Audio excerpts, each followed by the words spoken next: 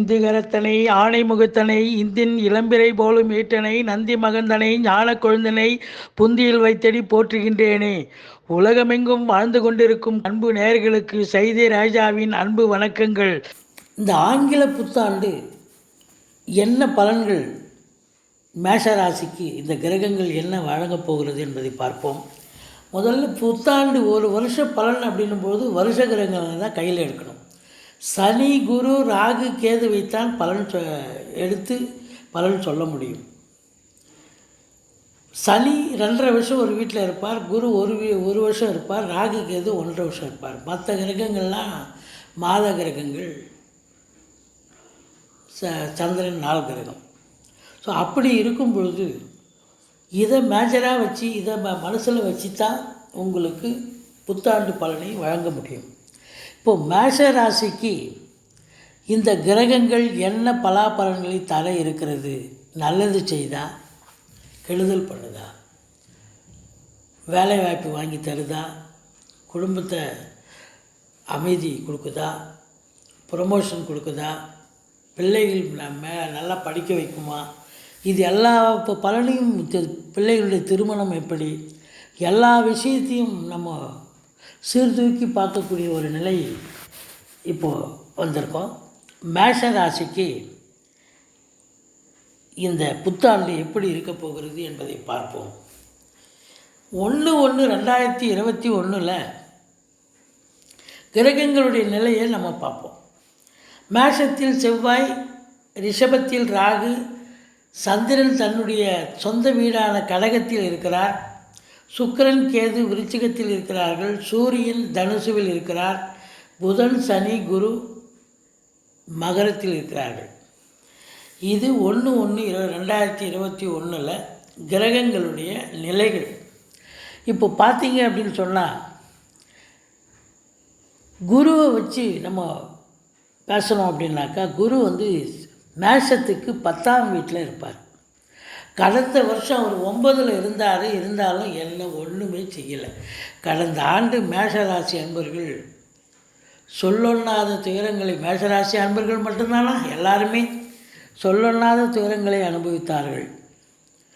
கிரகங்கள் என்ன செஞ்சது? ஒன்றுமே பண்ணல. அப்போது இந்த ப்ரமோஷனுக்காக எதிர்பார்த்தாங்க, ப்ரமோஷன் கிடைக்கல. சொந்த தொழில் செய்கிறவங்க கடனாகி போயிட்டாங்க. கடன் வந்தது தான் மிச்சம் அவங்களுக்கு. பாவம், ஏகப்பட்ட பிரச்சனைகள் ஃபேஸ் பண்ணக்கூடிய ஒரு நிலை. இப்போது குரு பகவான் 10ஆம் இடத்துல இருக்கிறார். மகரத்தில் குரு வந்ததுன்னு சொன்னால் 10ஆம் இடம். குருவுக்கு ஸ்தான பலம் அப்படின்னா 2, 5, 7, 9, 11 இடத்துல சந்திரனுக்கு 2, 5, 7, 9, 11 குரு பகவான் வந்தால் பலனை தருவார். ஆனால் பிறப்பு ஜாதகத்தில் இருக்கிற இடம் பார்க்குற இடம் கோடி புண்ணியம்னு சொல்லுவாங்க. ஆனால் கோச்சார ரீதியில் குரு பகவான் இருக்கிற இடமும் நல்லதாக ஸ்தான பலத்தை கொடுக்குறார், பார்க்குற இடத்தையும் நல்ல ஒரு பலனை தருகிறார். இப்போது 10ஆம் இடத்துல தனித்த குரு இருந்தால் தான் பிரச்சனை. 10ல் குரு இருந்தால் பதவி பறிபோகும் சொன்னோம்.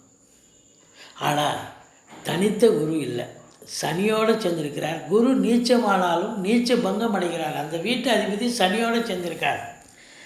அதனால் எந்த ஒரு பிரச்சனையும் இல்லை. பார்த்தீங்கன்னு சொன்னால் ரொம்ப சிறப்பான ஒரு நிலை. இது வரைக்கும் வேலை கிடைக்காதவங்களுக்கு வேலை கிடைக்கும். வேலையில் உள்ளவர்களுக்கு ப்ரொமோஷன்லாம் எதிர்பார்த்துருந்தாங்க போன வருஷம், அவங்கெல்லாம் எதுவும் கிடைக்கல. இப்போ இந்த வருஷம் அவங்களுக்கு ப்ரொமோஷன்லாம் கண்டிப்பாக எதிர்பார்க்கலாம். சொந்த தொழில் புரிகிறவங்களுக்கு நிறைய பேர் கடனாளி ஆகிட்டாங்க. இப்போ அவங்க தைரியமாக கடன் வாங்கி தொழிலை விரிவாக்கம் செய்து கூடுதல் லாபத்தை பெற முடியும் அப்படின்னு நம்ம சொல்கிறோம். இப்போ ஸ்தான பலத்தை பார்த்தோம். 10ல் சனி இருந்தால் கொஞ்சம் பிரச்சனையை ஏற்படுத்துவார் அப்படின்னு சொல்லுவாங்க. ஆன போதிலும் இந்த சனி பகவானும் தனித்து கிடையாது, குருவோடு சேர்ந்து இருக்கிறதால குருவுக்கும் மகிமை பலன், கூடுதல் பலன் இருக்கிறது அப்படின்னு நம்ம சொல்கிறோம். இப்போது குருவனுடைய பார்வை எடுத்துக்கிட்டோம். முதல்ல மேஷத்துக்கு மேஷராசி அதிபதியை எடுத்துப்போம். செவ்வாய் பகவான் அவர் கொஞ்ச நாள் தான் இருப்பார். இருந்தாலும் ஆரம்பத்தில் அங்கே ஆட்சி நிலையில் இருந்து அவர் 4ஆம் வீட்டை பார்ப்பார், 7ஆம் வீட்டை பார்ப்பார், 8ஆம் வீட்டை பார்ப்பார். அதாவது 4, 7, 8 பார்வை இருக்குது. இப்போ மேஷராசி அதிபதி பலமாக இருக்கிறார். 2ஆம் வீட்டை குரு பார்க்குறார். 2இல் ராகு இருக்கிறது. சுக்கிரன் இருந்தால் கூட 1 மாதம்தான் இருப்பார். ராகு 1.5 வருஷம் அங்கே இருக்கிறாரு. குரு பார்க்குறார். குரு 6 மாதம்தான் அந்த ராகுவை பார்க்க முடியும். அப்புறம் அதிசாரம் பெற்று கும்பத்துக்கு போயிடுறாருங்க. அப்போ அந்த 6 மாதமும் குரு ராகுவால் என்ன பலன் அப்படின்னு சொன்னீங்கன்னா, ஒரு 100 ரூபாய் எதிர்பார்க்குற இடத்துல ஒரு 10,000 ரூபாய் கிடைச்சதுன்னா எப்படி இருக்கும்? அந்த அளவுக்கு ராகு பகவான் குரு பார்வையால் பலனை தர இருக்கிறார். பண வரவு திருப்திகரமாக இருக்கும். ஆனாலும் மனசாட்சிப்படி ஓரளவுக்கு சம்பாத்தியம் பண்ணணும். இல்லைன்னா எப்படி வந்துச்சோ அதை விட கூடுதலாக கையில் கருத்து சேர்த்து போயிடும் பிறகு. அதுதான் உண்மை நிலை. இப்போ பார்த்தீங்கன்னு சொன்னால் பண வரவு திருப்திகரமாக இருக்கும். செல்வம் செல்வாக்கு கௌரவம் புகழ் அந்தஸ்து ராகுவால் உங்களுக்கு கண்டிப்பாக மேஷராசிக்கு பண வரவு உண்டு. அதிசாரம் பெற்று உங்களுக்கு பார்த்தீங்கன்னா குரு பகவான் ஏப்ரல் 2021 அதிசாரம் பெற்று கும்பத்துக்கு போயிடுவார். மறுபடியும் 9ஆம் மாதத்தில் திரும்ப மகரத்துக்கு வந்துடுறார். டோட்டலாக ஒரு வருஷத்தில் ஒரு குரு பகவான் ஒரு வீட்டில் இருப்பார்னு சொல்லுவாங்க. ஆனால் 6 மாதம் இருப்பார். அவர் சில நாளில் மாறி கூட இருப்பார். இப்போ 6 மாதம் இங்கே இருப்பார், 6 மாதம் அதிசாரம் பெற்று அங்கே போய் பலனை தரார். அப்போ பார்க்கும் பொழுது அதிசாரம் பெற்று போனதுக்கப்புறம் அவர் ரிஷபத்தை பார்க்க முடியாது. அப்போ ரிஷபத்தில் உள்ள ராகு என்ன பண்ணுவார் அப்படின்னு சொன்னால், 2இல் ராகு இருந்துச்சுன்னு சொன்னால் வாக்கு சரியாக இருக்கணும், இல்லைன்னா பிரச்சனையில் கொண்டு போய் முடியும். அப்போது என்ன அப்படின்னாக்கா, குரு மகரத்தில் இருக்கிற வரைக்கும் நல்ல பலனை தருகிறார். அதுக்கப்புறம் அதிசாரம் பெற்று போனதுக்கப்புறம் அவர் இன்னொரு வீட்டை பார்ப்பார். அந்த வீட்டுக்கு மகத்துவம் கிடச்சிரும். ஆனால் இந்த வீட்டில் ராகு இருக்கிறதால கொஞ்சம் பார்த்து பேசணும். ராகு 2இல் இருப்பதால் வாக்கு சரியாக இருக்கணும், இல்லைன்னா பிரச்சனையில் போய் முடியும். குடும்பத்திலே ஆகட்டும், வேலை செய்கிற இடம், எல்லா இடமுமே சரி. அதனால் நீங்கள் கொஞ்சம் ஸ்பீடு பேர்வழி மேஷராசி என்பர்கள். அதனால் கொஞ்சம் நிதானமாக பேச்சை நிதானமாக பேசணும், பார்த்து பேசணும். அப்போ தான் பிரச்சனை இல்லாமல் ஓரளவுக்கு போக முடியும். இப்போது மகரத்தில் இருக்கும் குரு பகவான் 7ஆம் பார்வையில் கடகத்தை பார்ப்பார். கடகம் என்பது 4வது வீடு. அப்போது வண்டி வாகனங்கள் வாங்குவீங்க, வீடு வாசல் இல்லாதவங்க வீடு வாசல் வாங்குவீங்க. தாயாருடைய உடல்நிலை இது வரைக்கும் ஏதாவது பிரச்சனையாக இருந்ததுன்னா இப்போ சுமூகமாக ஃபிசிக்கலி அவங்க நல்லா இருப்பாங்க. படிக்கும் மாணவர்கள் நல்லா படிக்கக்கூடிய ஒரு நிலை. இந்த குரு கடகத்தை பார்த்தாலே கடல் கடந்து போய் சம்பாத்தியம் செய்யணும்னு ஒரு விதி இருக்குது சில பேருக்கு.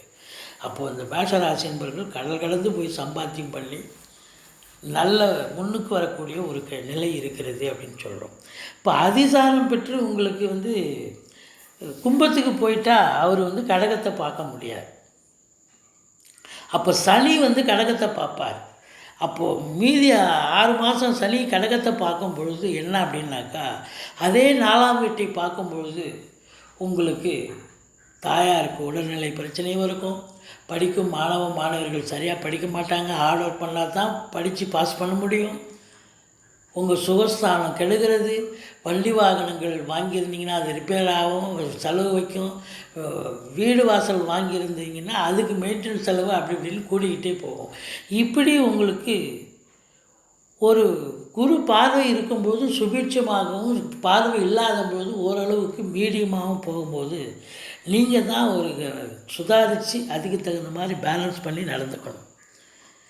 இப்போ இதே குரு பகவான் உங்களுக்கு 9ஆம் பார்வையாக ஆரோக்கிய ஸ்தானத்தை பார்க்குறாரு. அதாவது உங்களுடைய கன்னியை பார்க்குறாரு. கன்னியை குரு பார்க்குறதால உங்கள் ஆரோக்கியம் பலப்படுகிறது. அதாவது சுகஸ்தானமும் நல்லா இருக்குது குரு பார்க்கும்பொழுது, ஆரோக்கிய ஸ்தானமும் திருப்திகரமாக இருக்குது. கடன் சுமை படிப்படியாக குறையும். எதிரிகள் ஓடி ஒளிவார்கள் அப்படின்னு சொல்லலாம். ரொம்ப சிறப்பாக இருக்குது. இப்போ அதே உங்களுக்கு செவ்வாய் பகவான் பார்த்திங்கன்னா 4ஆம் பார்வையாக அந்த வீட்டை பார்த்து கடகத்தை பார்த்து வீடு வாசல் வாங்கி தருது, வண்டி வாகனங்கள் வாங்கி தருது. 7ஆம் வீட்டை பார்த்து குடும்ப கணவன் மனைவியிடையே பரஸ்பர ஒற்றுமை, சந்தோஷம், குதூகலத்தை ஏற்படுத்துது.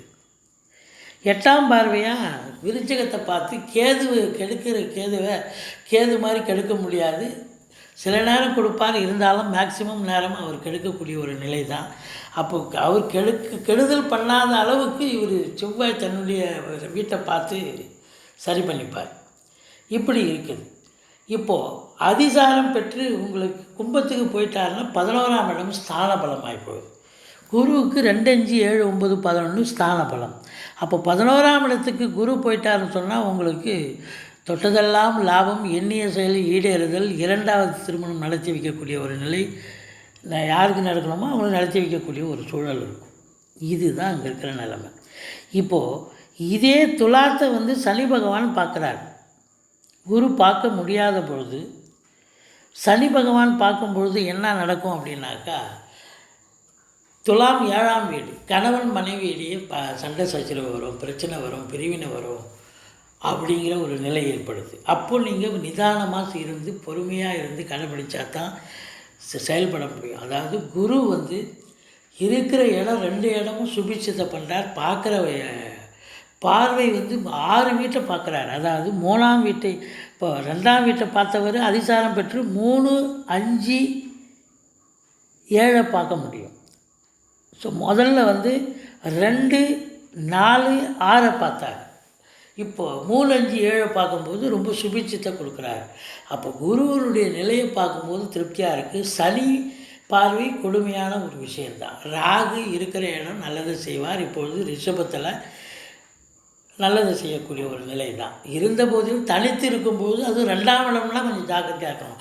பண வரவு திருப்திகரமாக வரும். இதே மேஷ ராசிக்கு கடைசி வரைக்கும் இந்த 1.5 வருஷமும் பணம் வரும் திருப்திகரமாக, ராகு இருக்கிற வரைக்கும். ஆன போதிலும் கொஞ்சம் மற்ற விஷயங்களையும் அவர் செய்வார் சில்லறத்தனமாக. அதாவது 2ஆம் இடம் வாக்குஸ்தானம், வாக்கு பிரச்சனையை கொண்டு ஏதாவது ஒரு சண்டை சச்சரவு, கணவன் மனைவி அப்படிங்கிற ஒரு நிலையை கொண்டு வருவார்.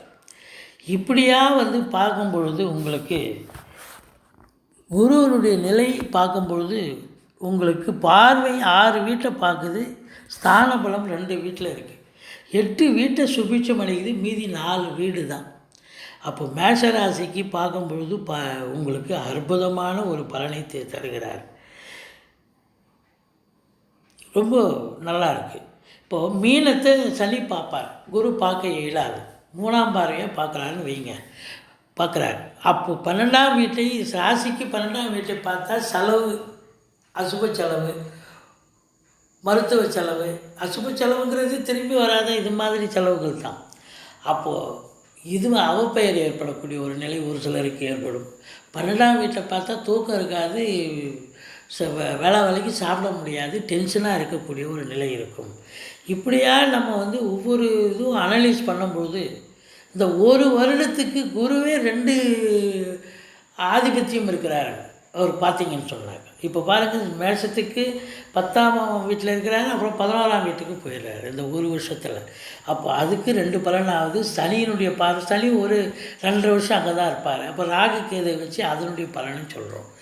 மொத்தத்தில் பார்க்கும்போது இந்த மேஷராசி அன்பர்களுக்கு நல்ல சுபிட்சமான ஒரு பலனையே செய்வார். அதாவது 10ல் குரு இருந்து சனி இருந்து தொழில் முன்னேற்றத்தை தருகிறார், உத்தியோகத்தை ப்ரமோஷன் கொடுக்குறார், நல்ல ஒரு நிலைக்கு கொண்டு வரார், பணம் சம்பாத்தியம் கிடைக்குது, 11ஆம் வீட்டு லாபத்தை கிடைக்குது, 2ஆம் வீட்டை பார்த்து பொருள் வரவு கிடைக்குது, 3ஆம் வீட்டை பார்த்து தைரிய வீரியஸ்தானம் வலுப்பெறுகிறது, 4ஆம் வீடு வண்டி வாகனங்கள் வாங்குறீங்க, வீடு வாசல் இல்லாதவங்க வீடு வாசல் வாங்கி, 5ஆம் வீட்டை குரு பார்க்கும்போது பிள்ளைகள் வெளிநாடு சென்று படிக்கணும்னு ஆசைப்படுறவங்க வெளிநாடு சென்று படிக்கக்கூடிய ஒரு நிலை இருக்கிறது.